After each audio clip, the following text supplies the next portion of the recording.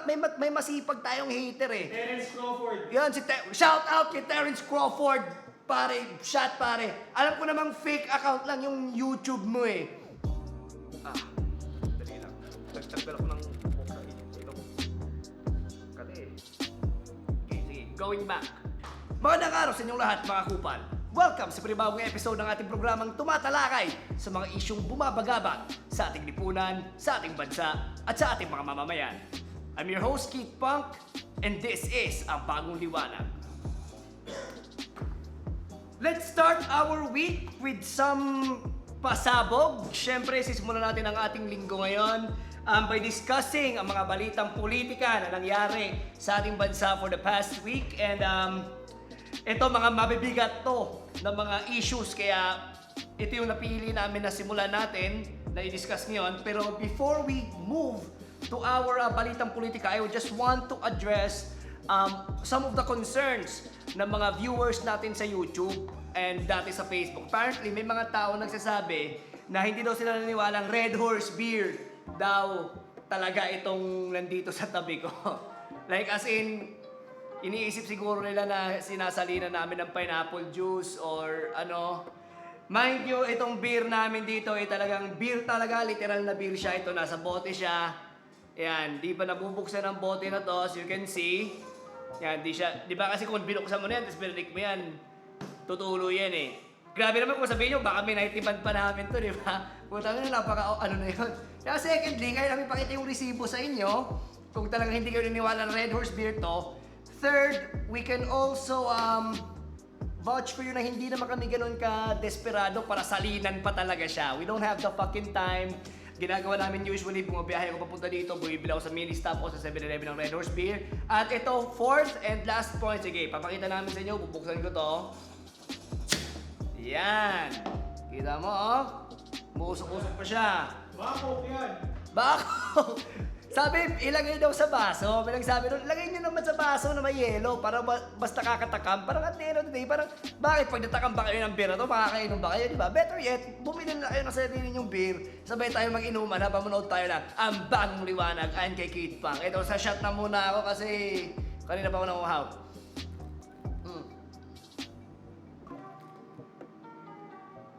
Ang sarap talaga ng Red Horse Beer. Anyway, moving on. So yun nga, ang first episode natin for this week is Balitang Politika. Now, for the past month, or most recently lang, the past 2 weeks, kung makikita nyo, ang ating mga headlines ay dominated ng 3 major issues. First major issue is about the rice tarification law, yung mga nangyayari sa ating mga magsasaka. Ngayon, na kung malalaman nyo, makita nyo sa balita na ang presyo ng palay ay bumaba na to as low as 7 to 10 pesos per kilo sa Nueva Ecija in some areas in Tarlac. And another major issue is ito pa rin, issue pa rin na pinasabog ni GRETCHEN DIEZ, yung about sa mga transgender, sa mga transsexual, mga trans women, SOGI bill, etc.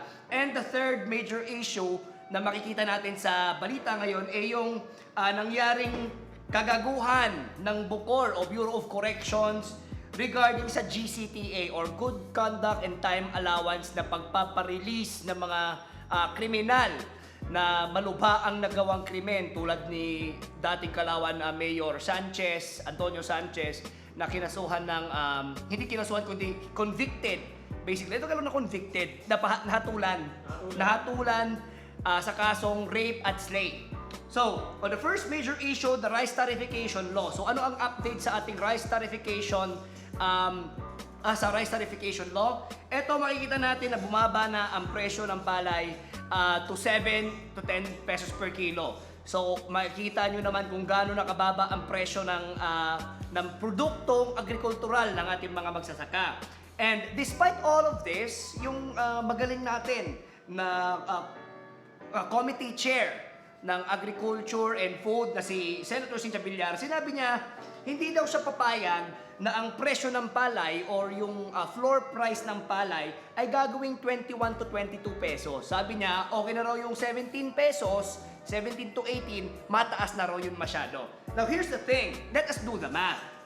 Kasi, etong bobitang to, iniisip niya na mataas na ang kinikita ng mga magsasaka. Now, here's the thing ha, isipin nyo na lang kung magkano ang kinikita ng bawat magsasaka. The average production cost ng palay is 12.44, sabihin natin 12.50 pesos. Ito yung gastos ng bawat magsasaka sa bawat kilo na nabibenta nila ng palay. Ngayon, ang sabi ni Senator Cynthia Villar, it is too much to us na maging 20 or 21 pesos. Now, i-compute natin. Kung 21 pesos ang presyo ng palay minus 12.50, ang matitira lang sa magsasaka is 8.50 na profit. Bawat kilo ng palay na aanihin niya, na inaanin niya ha. Now, compute natin. The average kilos of palay produced by a single magsasaka sa bawat hektar niya is 3,900 kilograms lang. This is the average harvest of 1 hectare ng palayan or equivalent to 5 sako ng bigas. Ang bawat sako is 75 kilos per sako. So, 850 times 3,900 kilograms, ang lumalabas lamang nakita ng mga magsasaka natin is 33,300 pesos. In one cropping season. Now, let me remind you that one cropping season is equivalent to 4 to 6 months. Or, bali 2 hanggang 3 beses na anihan lang sa isang taon. 33,300 pesos na kikitain ng isang magsasaka sa isang cropping season, katumbas lamang ng 5,500 pesos na kita ng magsasaka bawat buwan. So imagine mo na yun, every month, ang kinikita lang ng mga magsasaka, assuming na gagawin 21 pesos ang presyo ng palay, is 5,500. Isipin mo kung gaano kababa ang 5,500. Yung 5,500 na yun din yung ipapangkain niya, yun din yung ipapangkapital niya for the next cropping season. Now, imagine Cynthia Villar saying na it is enough for our farmers to sell palay at 17 pesos. 17 pesos. Ito yung minumungkahin niya na presyo. That's only 5 pesos, 450 profit per average production cost. Pero yun nga, paano pa mangyayari na 17 pesos, ang presyo nga ng palay yun is already 7 pesos per kilo, 7 to 10. So, ang mga magsasaka natin, at this very instant, at this very moment in time, ay nalulugi na ng at least 3 pesos to 5 pesos for every kilo ng palay. Tapos, anong ginawa nila ngayon na solution, ha? Ito ang naging solusyon ngayon ng Department of Agriculture. The second major issue about the rice tarification law, ang sabi ng Department of Agriculture, sige, ganito na lang.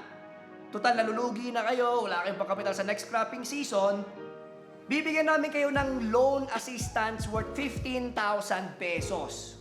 15,000 pesos. Imagine yun, 15,000 loan assistance, hindi subsidya, hindi subsidy, hindi aid, kundi loan assistance. Ibig sabihin, pautang. Payable in 8 years, 0% interest. Putang ina, 15,000 lang yan. Imagine mo kung magkano ang kinikita ni Cynthia Villar sa bawat pabahay ng Camellia. Yung 15,000, isang buwan lang nilang kita yan eh. Tapos yan lang yung ipoprovide mo sa ating mga farmers. Anong klaseng tapang at malasakit meron ang Department of Agriculture, ang ating Senado, ang ating gobyerno? What kind of compassion is this? Hindi kailangan ng mga magsasaka natin yung pautang. Hindi kailangan ng mga magsasaka natin na lalo pa nating ibaba yung presyo ng kanilang mga produkto. Kasi at the end of the day, ang mga farmers, they are the people who produce our food. Sila yung literally mga tao na nagpapakain at bumubuhay sa atin, tapos gaganyanin natin sila. At itong lahat na to ay epekto ng rice tarification law na pinirmahan ni Lord Gong din noong February. But we will discuss the rice tarification law more in our next episode. So abangan nyo yan.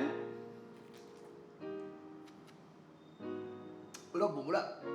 On our second major issue sa headlines, ito, yung balita na naman about sa mga transgender, sa mga trans women, sa mga SOGI bill, yan. Actually, i-discuss din natin ang SOGI bill in detail. Ano pa talaga ang SOGI bill? Pag-uusapan natin yan in our future episodes.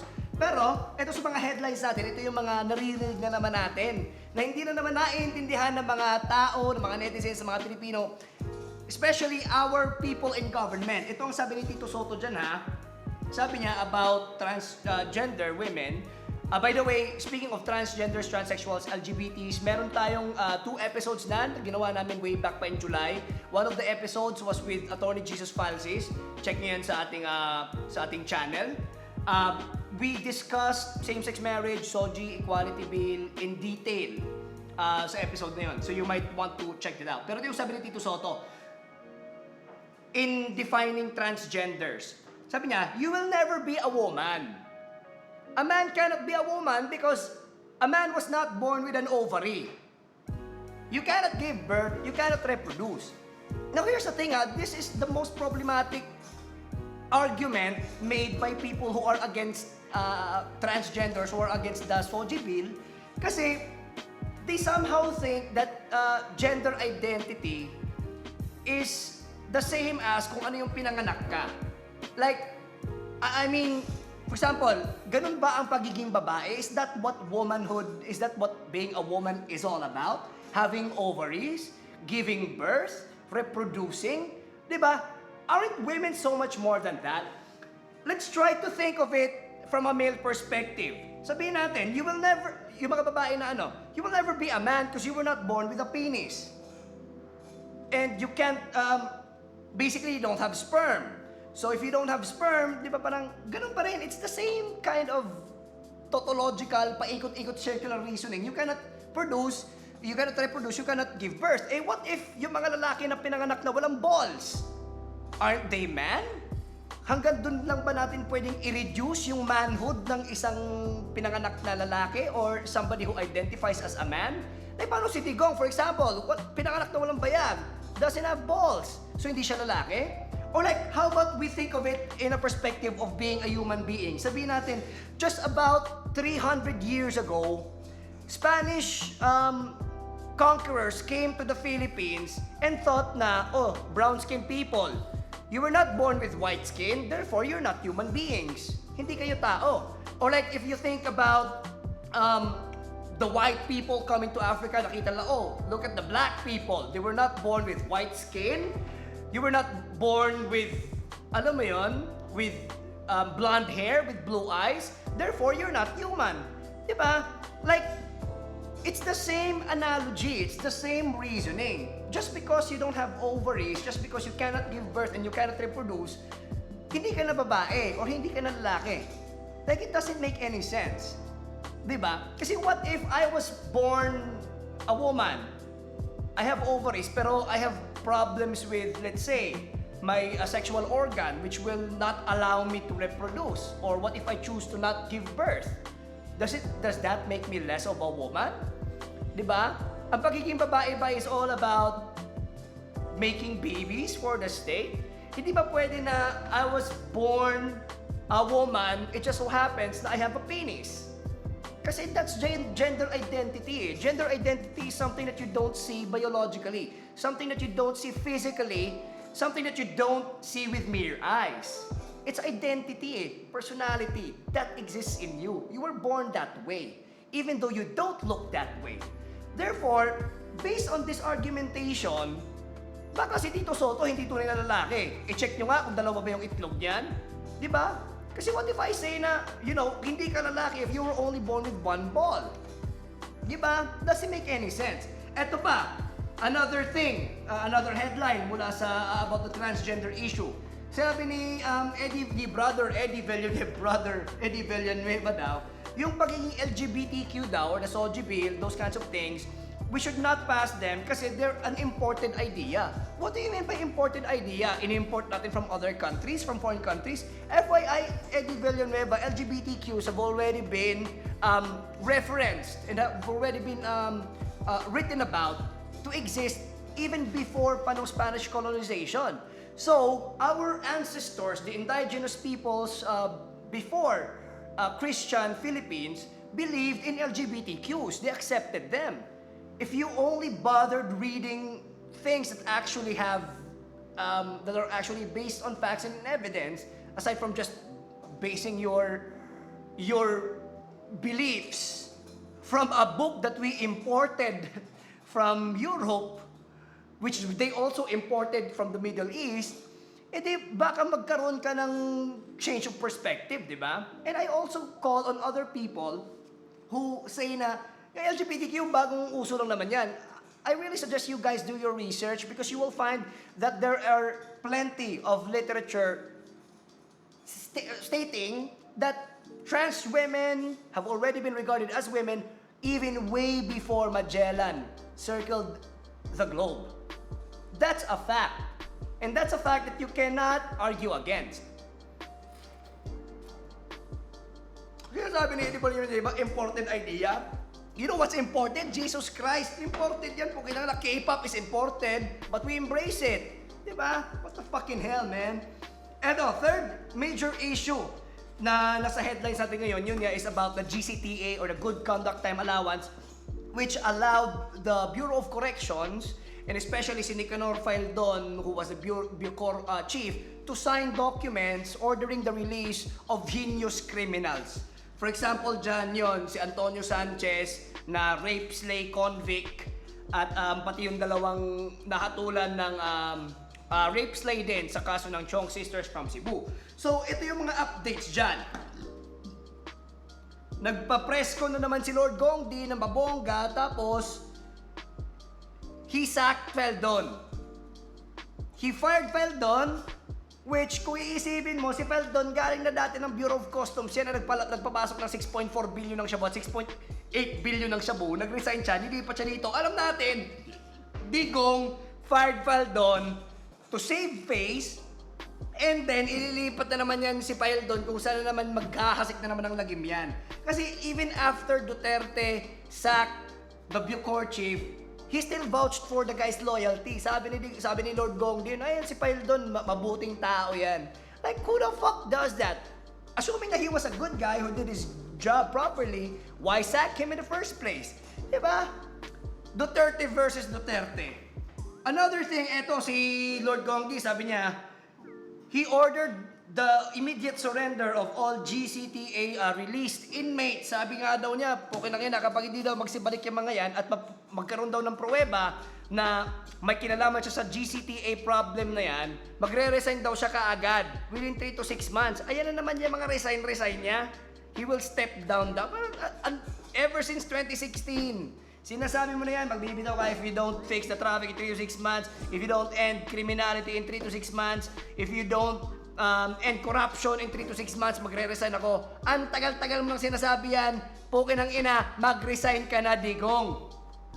Another thing, eto, about sa GCTA pa rin, former Bucor chief, bago si Faeldon, na si Ronald Bato de la Rosa, the lowest grossing Filipino biopic of all time, ay set to be investigated for convicts who were released during his time din. So itong si Bato din, may mga pinirmahan din siya mga heinous criminals. Ito, sabi nga niya verbatim, sa lahat daw ng mga pinakawalan daw niya ng mga heinous criminals based on the GCTA, isa lang daw ang drug convict. Yung iba daw is rape, murder, and robbery. Eh kaya pala tumataas na naman ang rate ng rape, murder, at robbery sa ating lipunan. Di ba? Di ba kayo nagugulat? Maya-maya may patayan, may binaril na naman na binaril yung ano ng Bukor, may binaril na lawyer, may mga pinagbabaril na mga magsasaka sa Negros, di ba? May binaril sa ng mga illegal lagger doon sa Palawan. Ang dami na namang binabaril, ang dami na namang nire-rape, ang dami na namang nagnanakaw at magnanakaw. O, sino dapat sisihin? O si Bato, hayop ka. Tapos sabi, imbestigahan daw. Na naman, alam naman natin that's just for show. Alam natin, pakitang tao lang yan eh. Hindi naman totoo yan, imbestigahan. Ang dami lang sinasabing ganyan, para malihis. Sabi nga dati, di ba, nung pumasok yung 6.4 billion shabu, si Paulo Duterte, si Pulong, sabi, iimbestigahan daw. May nangyari ba pag-iimbestiga? Wala. Everybody was cleared of charges, di ba? Si Faeldon nga nilipat lang sa Bukor. And yet another update sa GCTA, it turns out pala na may ibang meaning yung GCTA Got cash, takas agad.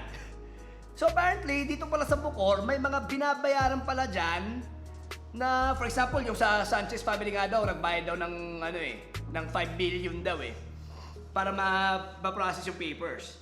And who else ang magpa-facilitate ng release na yun kundi no other than presidential spokesperson Salvador Panelo. Ito si Panelo na napag-alaman na nakatanggap ng sulat from the Sanchez family na facilitating the release of Antonio Sanchez nga. Nagalit siya, kakaso daw siya ng libel laban sa Inquirer and Rappler at nag-demand pa siya ng apology. Why demand apology and why kakaso mo ng libel? May paper trail ka, it happened. Di ba? Akala ko ba kung wala kang tinatago, wala nga dapat ikatakot. O, bakit hindi mo harapin yan? Di ba? Alam naman nating lahat na kayong mga nandyan sa Malacanang ay mga bayaran, mga buwaya, mga magdanakaw. And basically, yan yung 3 major issues natin for our Balitang Politika episode today. Meron tayong a small list of other minor issues. Ito, number 4, budget ng Office of the President for 2020 na aprobahan ng Senado in under 6 minutes. 8.4 billion or a staggering 22 plus million per day. Anong gagawin ng office ni Lord Gong D sa 22 million pesos araw-araw na budget? Imagine mo yon.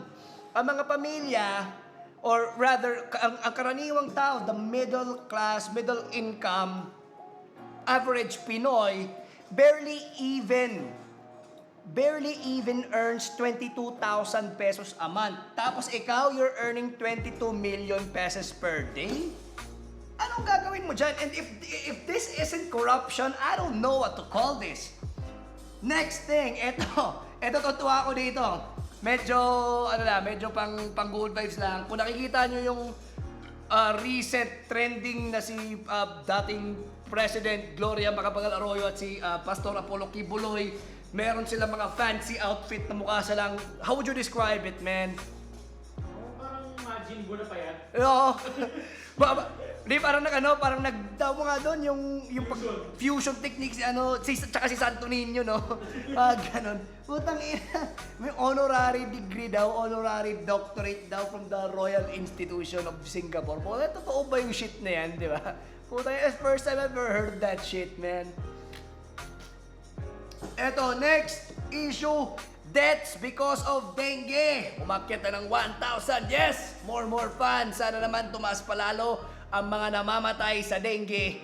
Natural selection yan. Kung hindi dahil sa dingbak siya, at di dahil kay Persida Acosta, marami sana tayong mga na save na mga buhay. Pero ganun talaga kung tutuusin, 100 plus million na rin naman ang populasyon ng Pilipinas. So I think this is Mother Nature's way of saying na, well, maybe bawas-bawasan muna natin ang tao dyan sa Pilipinas.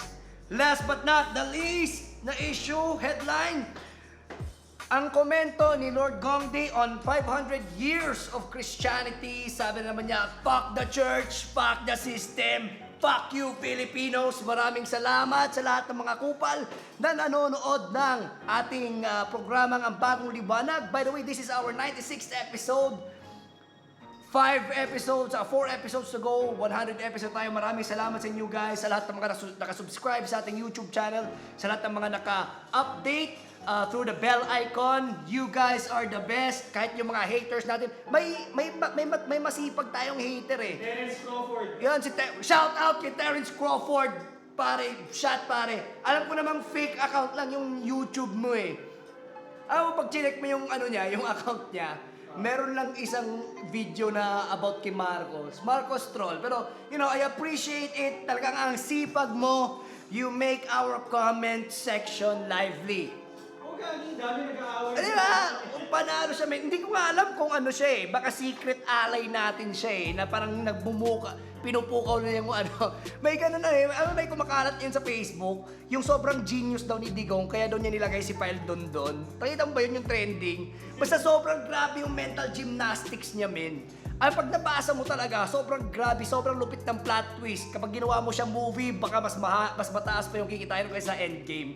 Ganun kalupit yung plot twist niya, men. Sobrang genius pala ng strategy ni Digong kung bakit niya nilagay si Faeldon sa Bureau of Customs, tsaka sa Corrections. Okay na sobrang Pero anyway, yun nga, sa YouTube, maraming salamat. Please subscribe to our channel, click the bell icon para ma-notify kayo.